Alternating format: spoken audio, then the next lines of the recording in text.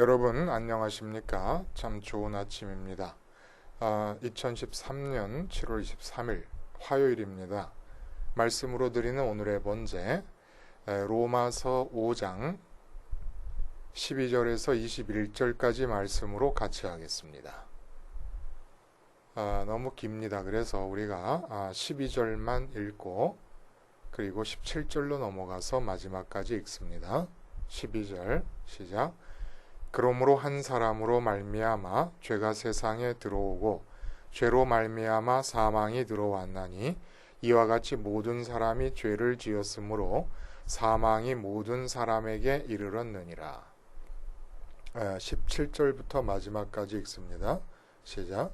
한 사람의 범죄로 말미암아 사망이 그 한 사람을 통하여 왕노릇하였은즉 더욱 은혜와 의의 선물을 넘치게 받는 자들은 한 분 예수 그리스도를 통하여 생명 안에서 왕노릇하리로다. 그런즉 한 범죄로 많은 사람이 정죄에 이른 것 같이 한 의로운 행위로 말미암아 많은 사람이 의롭다 하심을 받아 생명에 이르렀느니라. 한 사람이 순종하지 아니함으로 많은 사람이 죄인 된 것 같이 한 사람이 순종하심으로 많은 사람이 의인이 되리라. 율법이 들어온 것은 범죄를 더하게 하려 함이라.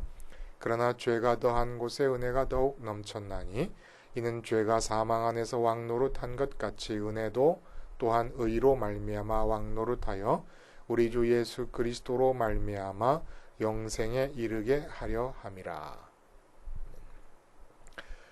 오늘 우리가 함께 읽은 말씀 중심으로 죽은 생명, 산 생명이라는 제목의 하나님 말씀 증거합니다. 죽은 생명이라고 하는 말은 모순이 되기 때문에 어법상 틀립니다. 산 생명이라고 하는 말은 생명이라는 말 자체에 살아있다라고 하는 의미가 포함되어 있기 때문에 의미가 중첩되어서 어법상 틀린 표현입니다. 그러나 오늘 사도 바울이 본문에서 말하고 있는 사망과 생명에 대해서 우리가 바르게 이해하려면 죽은 생명과 산 생명이라고 하는 이 어법상 틀린 표현이 왜 맞는가, 왜 타당한가를 이해할 때라야 비로소 우리가 바르게 받아들일 수 있습니다. 무엇을요? 사도 바울이 말씀하시는 생명이 무엇이고 사망이 무엇인가. 그리고 나는 지금 믿음 생활을 하고 있고 소위 생명을 얻었다고 알고 있는데 과연 내가 지금 생명 안에 거하고 있는 것인가 아니면 여전히 사망의 그늘에 거하고 있는 것인가를 구분해 낼 수가 있게 됩니다. 죽은 생명, 산 생명이 있습니다. 이 생명과 사망에 대한 분명한 깨달음을 얻기 위해서 제 자신으로서는 이보다 더 좋은 비유가 없을 것 같다는 생각이 들어요. 여러 번 말씀을 드렸고 또 저는 거의 날마다 한 번씩은 기억을 해내는 이야기입니다. 어렸을 때 아버지와 함께 신바드의 모험이라는 영화를 봤습니다. 다 기억이 안 나요. 너무 오래돼서.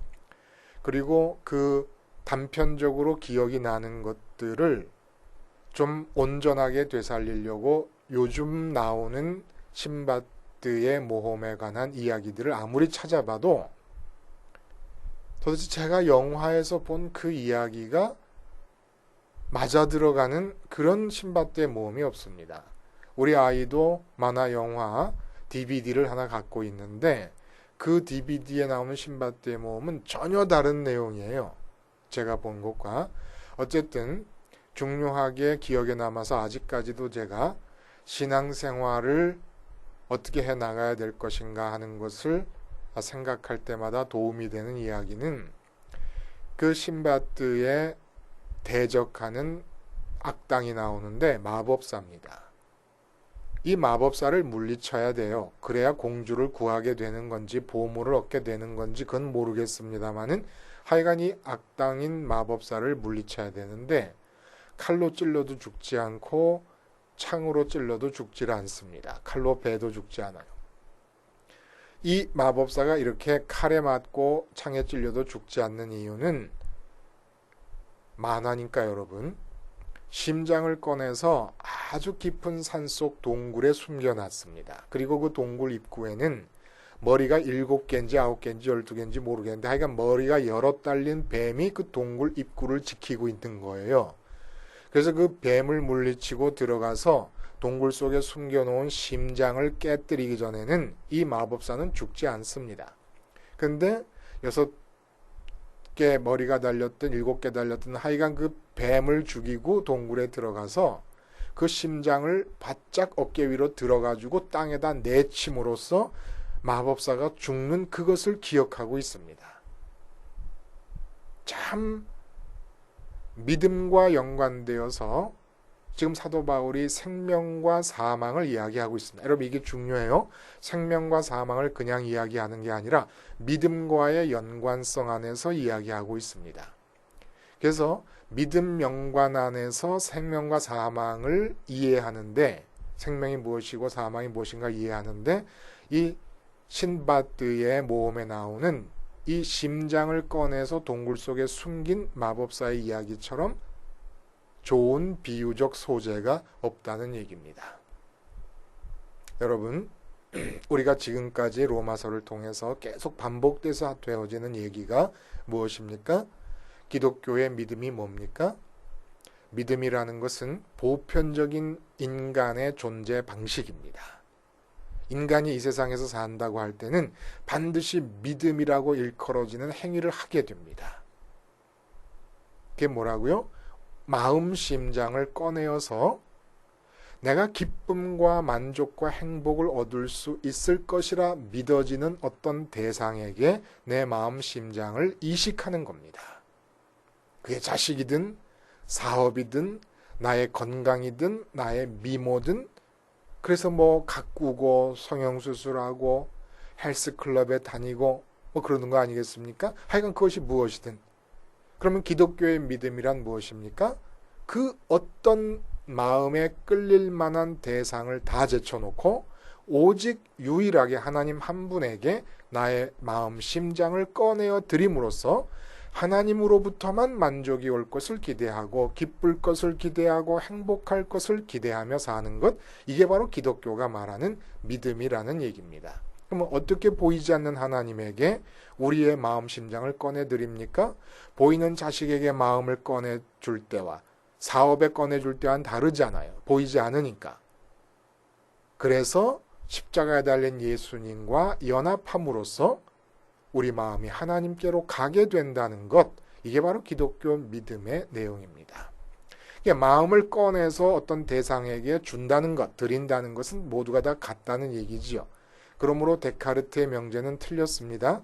나는 생각한다, 고로 나는 존재한다가 아니에요. 나는 믿는다, 고로 나는 존재한답니다.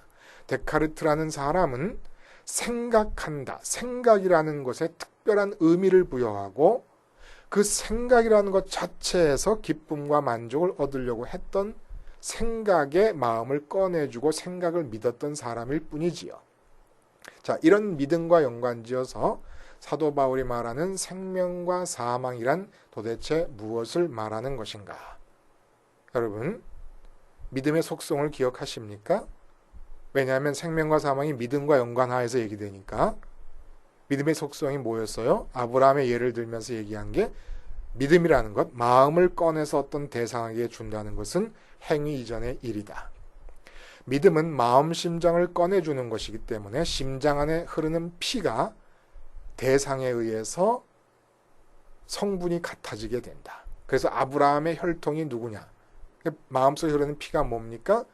만족의 이유, 기쁨의 이유, 행복의 이유가 같아진다는 겁니다. 돈의 마음을 꺼내주었고 자식에 꺼내주었으면 그 돈에 꺼내준 사람들끼리 이유가 같고 자식에게 꺼내준 사람들끼리 이유가 같고 하나님에게 마음을 꺼내드렸으면은 마음속에 흐르는 마음과 기쁨과 만족과 행복의 이유가 같아서 하나님께 마음을 꺼내드린 자들이 바로 진짜 아브라함의 혈통이라는 얘기했어요.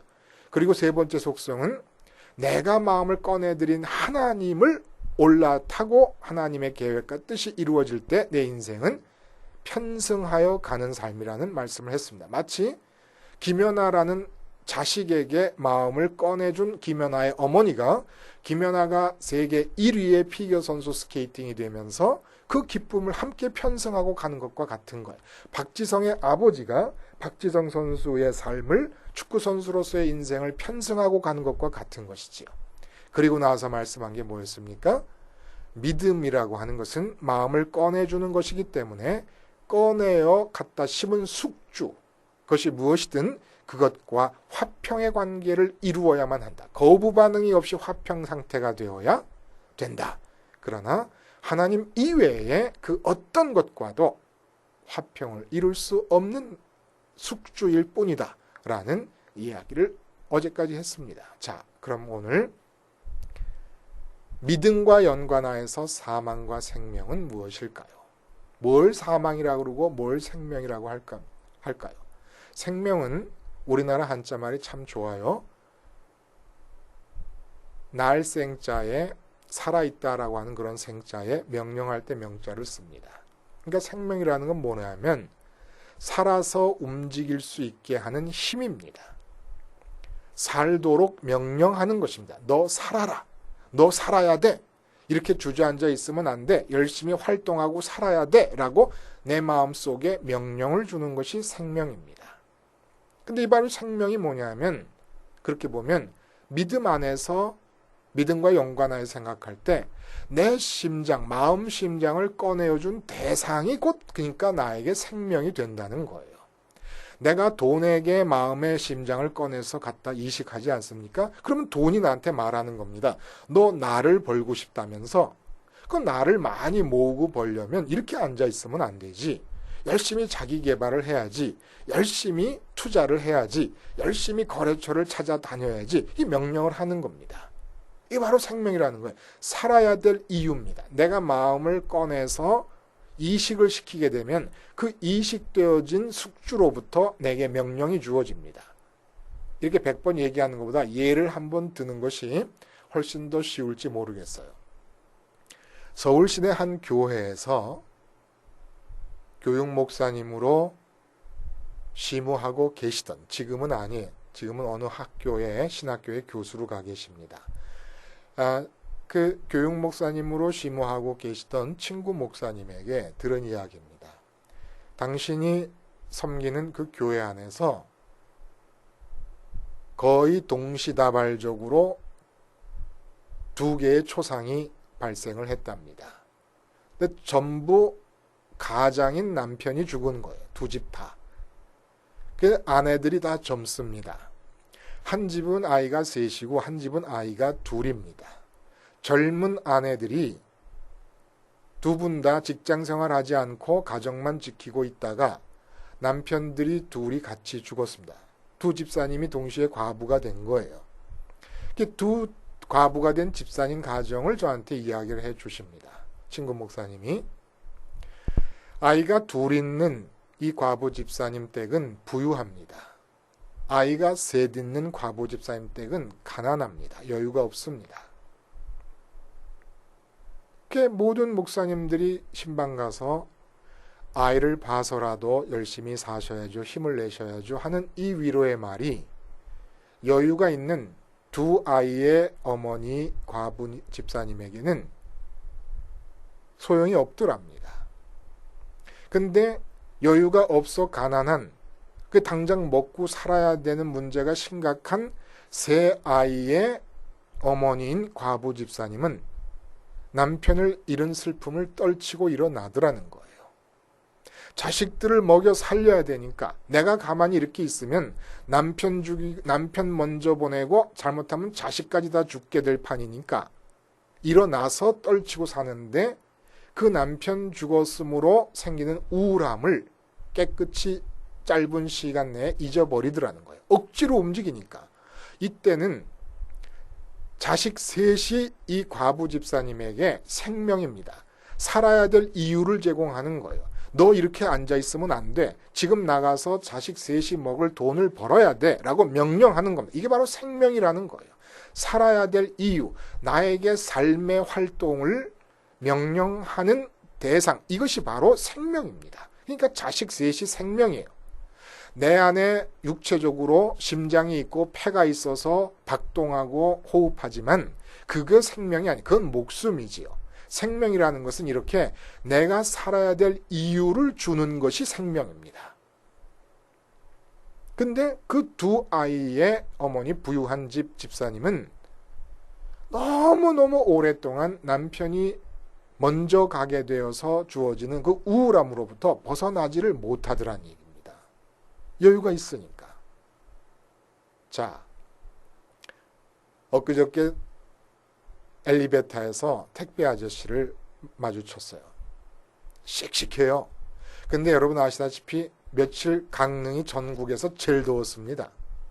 이게 막 시커머신 얼굴에 타갖고 땀이 뻘뻘 흘리면서 씩씩하게 다니고, 그래서 제가 하도 보기가 좋아서 이 더위에 너무 씩씩하니까 제가 다 힘이 솟고 기분이 참 좋습니다. 열심히 사시는군요. 그랬더니 그분 하시는 말씀이, 아이고 집에 아내가 있고 새끼들이 있는데 열심히 살아야죠. 우리 가정 먹여 살려야 됩니다. 그러면서 씩 웃어요. 택배 아저씨가 그 더위에 이렇게 땀을 흘리며 열심히 사시는 이유가 가정입니다. 그럼 택배 아저씨에게 생명은 가정입니다. 택배 아저씨에게 너는 이 더위에도 불구하고 시원한 그늘에 앉아 있으면 안 돼. 뛰어야 돼. 라고 활동을 명령하는 것이 가정입니다. 그러므로 가정이 택배 아저씨에게 생명입니다. 사업가가 어려움을 뚫고 힘들고 남보다 먼저 일어나고 모든 직원들보다 먼저 가서 정리를 해두고 늦게 퇴근하면서 열심히 삽니다. 왜 그래요? 사업이 생명이기 때문에 그렇습니다.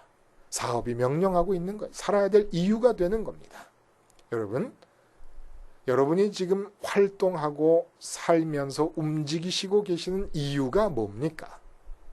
내가 활동하고 움직여야 될 이유, 그리고 그렇게 움직일 수 있는 힘, 마음의 힘, 이게 바로 생명인데, 이 생명이 바로 죽은 생명이 있고 산 생명이 있다는 얘기예요.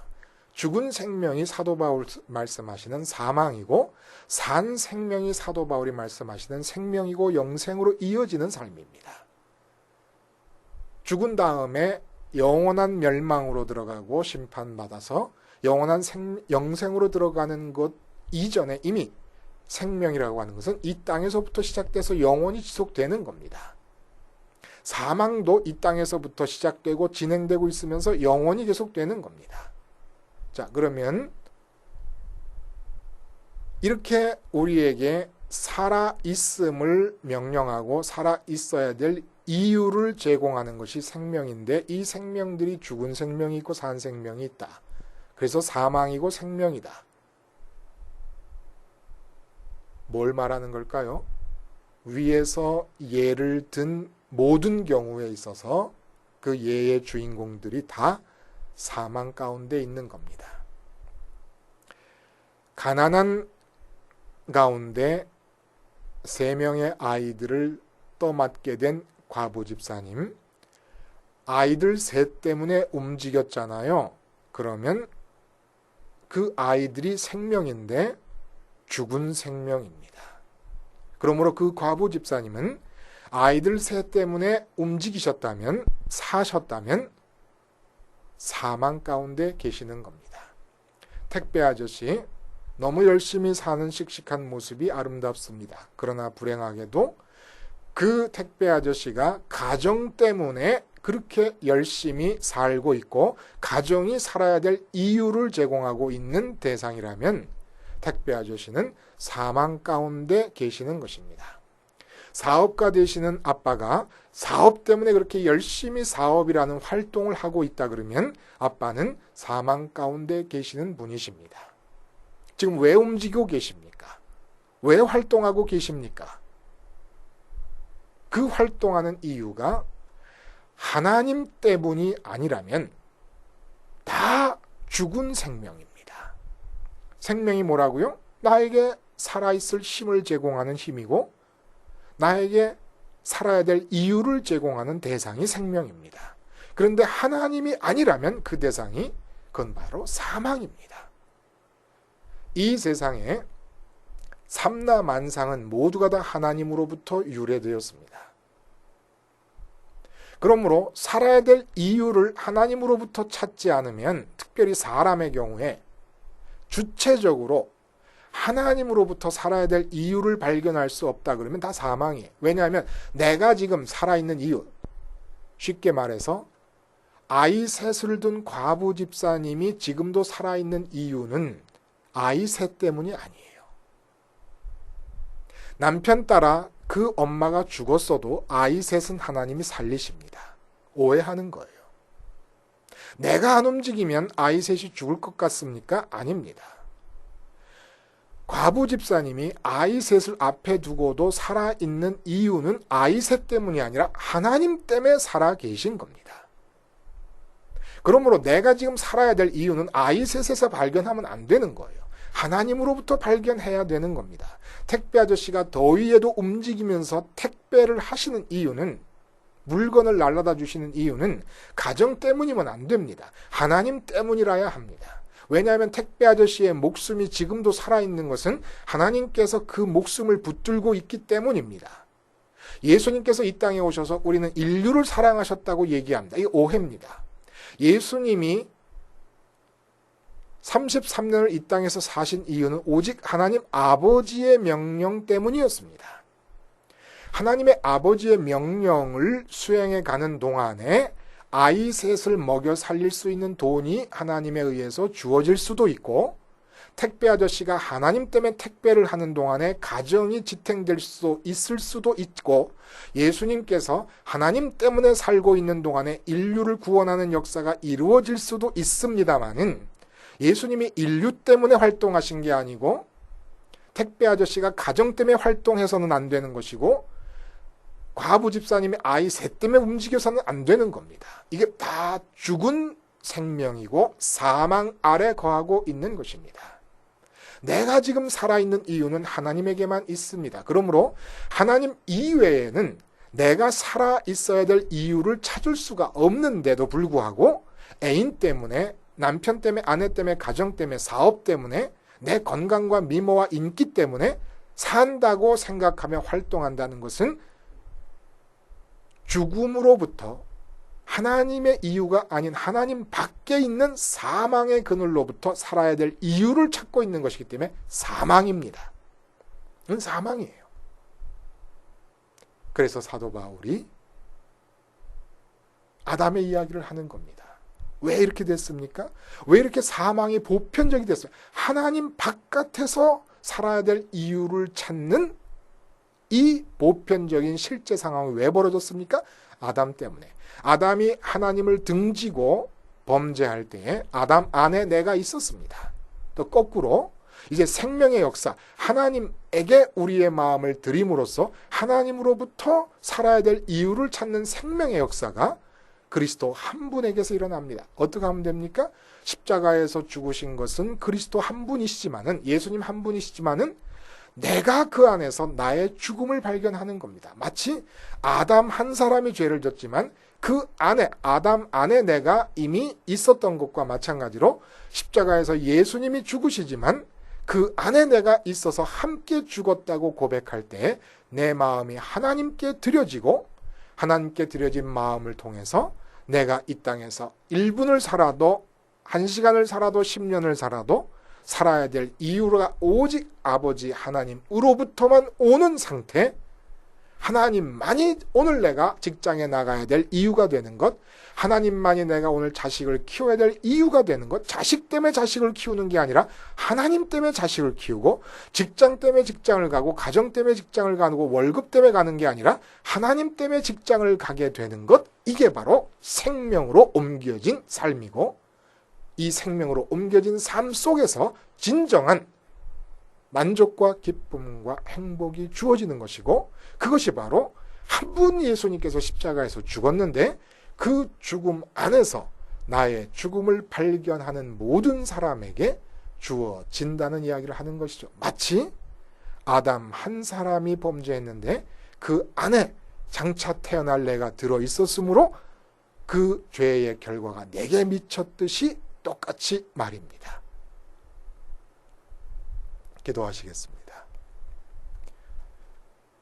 하나님 아버지, 오늘도 나를 움직이는 생명이 있습니다. 살아야 될 이유가 있습니다. 그러나 그것이 하나님 밖에 있는 대상이 됨으로써 죽은 생명, 즉 사망 안에 거하지 않게 하시고 주님의 십자가에서 나의 죽음을 발견함을 통하여 내 마음이 하나님께로 심겨짐으로 참 생명 안에 거할 수 있게 하여 주시옵소서. 예수님의 이름으로 기도하옵나이다. 아멘.